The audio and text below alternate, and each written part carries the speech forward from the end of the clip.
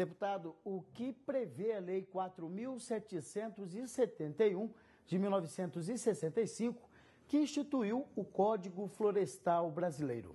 A lei que instituiu o Código Florestal, na verdade, atualizou o Código de 1934. E esse Código de 1934 já era herança de uma criação do patriarca da Independência, do José Bonifácio de Andrade Silva, que determinava que uma parte das florestas do país fosse reservada para uso de madeira, para a construção naval, para a construção civil e para a sustentabilidade das fazendas, além também de combustível, já que vivíamos numa época em que o petróleo não era conhecido. Essa legislação de 65 foi preparada por grandes juristas que integravam uma comissão de 1961.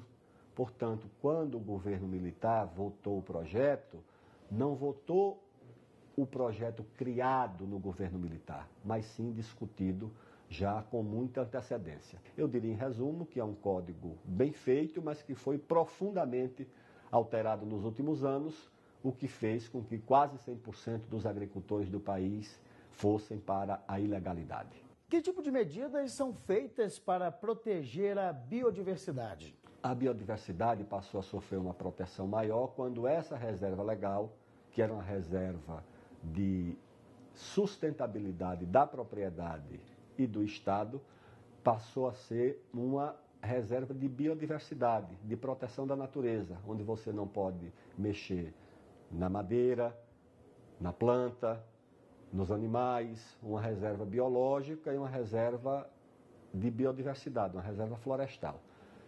E o Brasil também, nos últimos anos, criou muitos parques. A biodiversidade está protegida nas terras indígenas, que hoje são mais de 1 milhão de hectares, quase 13% do território nacional. Nos parques, que em alguns estados como o Amapá já são praticamente 79% do território.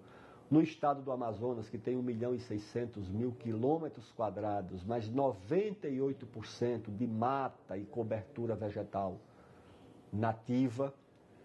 E você tem também as florestas nacionais, onde só se permite um tipo de manejo, mas não permite a agricultura nem a pecuária, e unidades de conservação em geral. Então eu creio que o Brasil é, com segurança, o país do mundo que mais protege a biodiversidade. O que são áreas de preservação permanente? As áreas de preservação permanente são constituídas de 3 espécies. As APPs, ou áreas de preservação permanente de rios, que são as matas ciliares, ou a vegetação ripária, aquela que protege a margem dos rios. Na legislação atual, ela varia de 30 metros, no mínimo, até 500 metros nos rios maiores.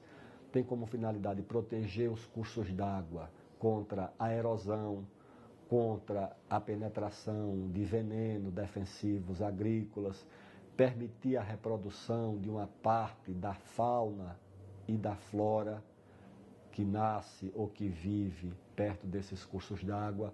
Tem a APP também para proteger as nascentes que alimentam, abastecem os rios ou são muito importantes para a biodiversidade.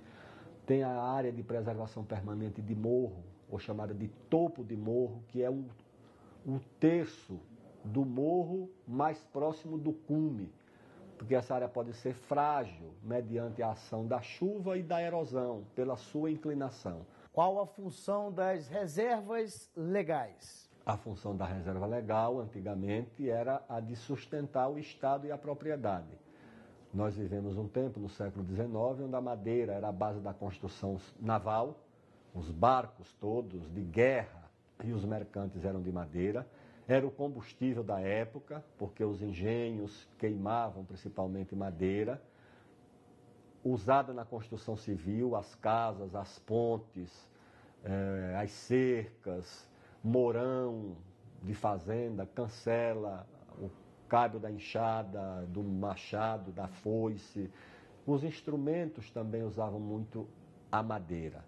Ela transformou-se depois numa reserva legal para proteger a biodiversidade. Há uma discussão entre os cientistas se uma reserva legal numa pequena propriedade permite a reprodução de algum ciclo biológico, porque a cadeia biológica começa dos animais mais simples até os mamíferos superiores e complexos. E eles precisam de uma cadeia alimentar complexa e muita gente acha que uma pequena reserva legal não garante isso e que, portanto, tira uma área da propriedade que não tem muita utilidade. Que tipo de situação determina um produtor rural ilegal? O produtor rural ilegal, hoje, infelizmente, pode ser aquele que tem uma propriedade onde o desmatamento ocorreu em 1540, no tempo de Tomé de Souza, de Duarte Coelho, mas como a lei passou a exigir reserva legal para todo mundo, não importa se a propriedade dele foi desmatada 300 a 200 anos ou há 10 anos, ele está ilegal. O produtor ilegal é aquele que, mesmo tendo permissão para ocupar uma área da sua propriedade, ele ocupou sem o devido licenciamento ambiental. O produtor ilegal é aquele, por exemplo, que recebeu uma propriedade na Amazônia, do INCRA, autorizado a ocupar 50%, ocupou 50%, depois a lei diz que ele não pode ocupar 50%, só pode ocupar 20%. Como ele não reflorestou a área, depois que a lei mudou, ele também passou a estar na ilegalidade.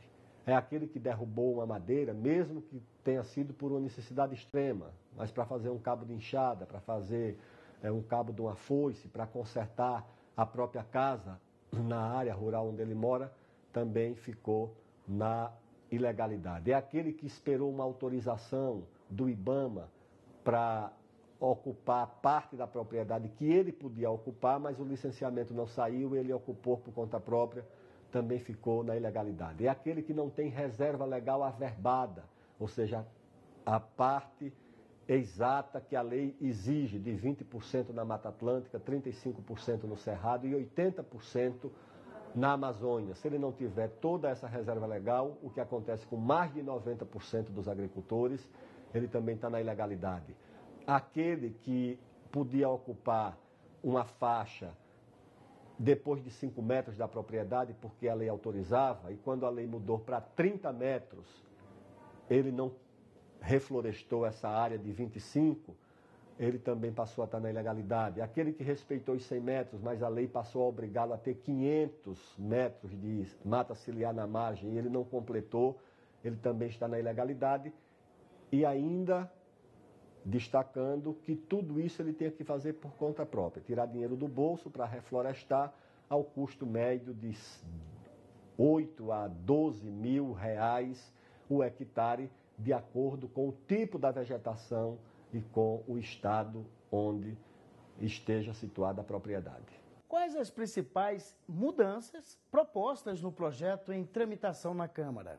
A proposta busca um pacto, um acordo entre a preocupação ambiental e a preocupação com a produção de alimentos.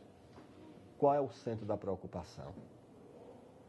Buscar consolidar as áreas que estão em uso, ou seja, não precisar arrancar pé de feijão, de capim, de arroz, ou de café, ou de maçã, para plantar mata no lugar, porque isso traria um prejuízo para o proprietário e um prejuízo também para a população. E na outra mão, na outra linha, você assumir o compromisso de proteger toda a vegetação nativa ainda existente, que no Brasil não é pouco.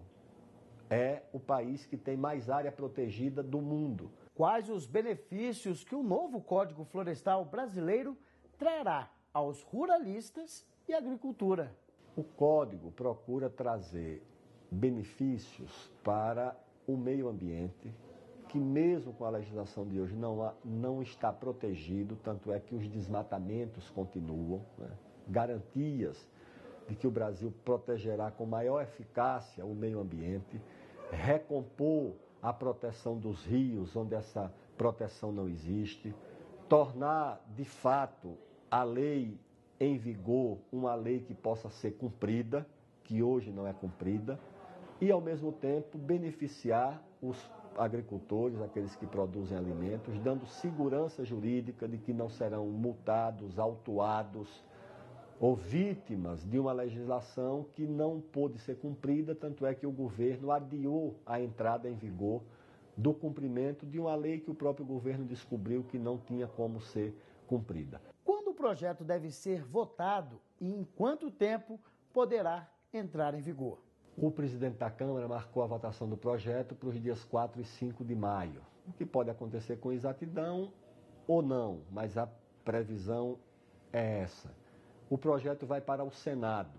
A ideia é que ele seja votado e encaminhado à sanção da Presidência da República até o dia 13 de junho, que é quando expira o decreto que adiou a entrada em vigor da legislação.